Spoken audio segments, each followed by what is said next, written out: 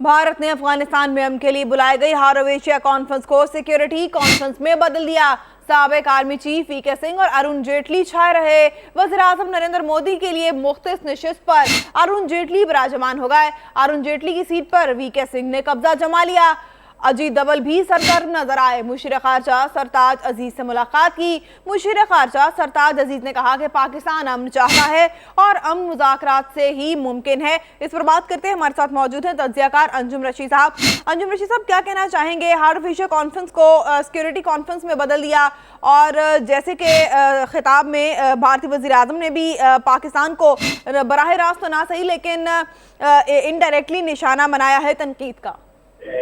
जाहिर है कि इस वक्त जो सूरत हाल है कि अफगानिस्तान और भारत दोनों ही पाकिस्तान के मुखालिफ हैं और दोनों को पाकिस्तान से शिकायत हैं कि पाकिस्तान जो है वो अब भारत कह रहा है कि कश्मीर में पाकिस्तान दहशतगर्दी करा रहा है और अफगानिस्तान कह रहा है कि अफगान तालिबान की हक्कानी नेटवर्क की पाकिस्तान मदद कर रहा है। तो ऐसी सूरत हाल में और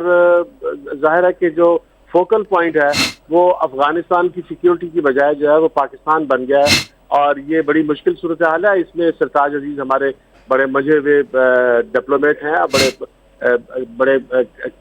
कारीगर जो सियासतदान है वो इस मामला को संभाल लेंगे और हमें भी जो है वो जज्बातियत की बजाय एक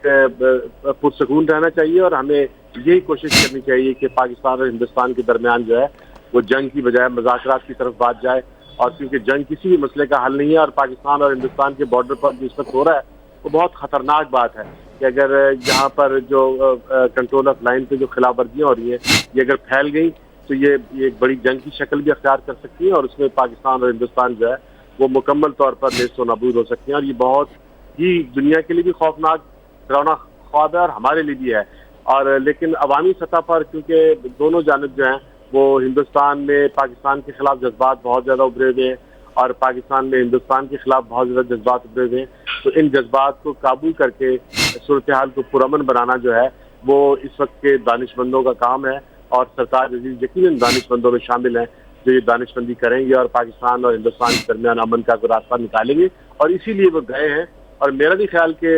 अभी तक तो यही कहा जा रहा है कि बातचीत का कोई इम्कान नहीं है, बातचीत का कोई इम्कान नहीं है, लेकिन मैं समझता हूँ कि बातचीत का इम्कान है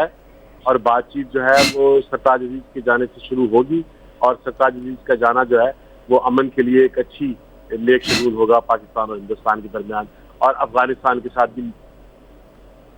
अच्छा, कहिएगा अंजुम रशीद साहब, मुशीर खारजा सरताज अजीज ने बार बार मुज़ाकरात पर जोर दिया लेकिन ना ही अफगान सदर और ना ही भारतीय वज़ीर-ए-आज़म की जानिब से मुज़ाकरात को कोई इशारा दिया गया, सिर्फ इल्ज़ाम तराशी की दोनों रहनुमाओं ने। ये बात आप ठीक कह रहे हैं क्योंकि वो हिंदुस्तान में बैठे हुए हैं और पूरा मीडिया भी इसको वॉच कर रहा है और हिंदुस्तान के लिए ये बहुत मुश्किल है कि कश्मीर में जो है सूरत हाल इतनी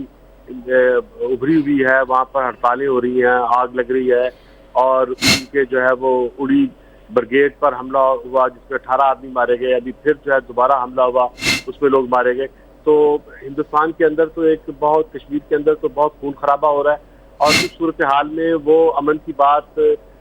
पब्लिक दबाव की वजह से नहीं कर रहे, लेकिन पाकिस्तान में भी जो है हम भी पब्लिकली जो है अवामी सतह पर हिंदुस्तान के साथ मुज़ाकरात की बात करते हुए डरते हैं, लेकिन अंदर से दोनों की ख्वाहिश है कि मुज़ाकरात हो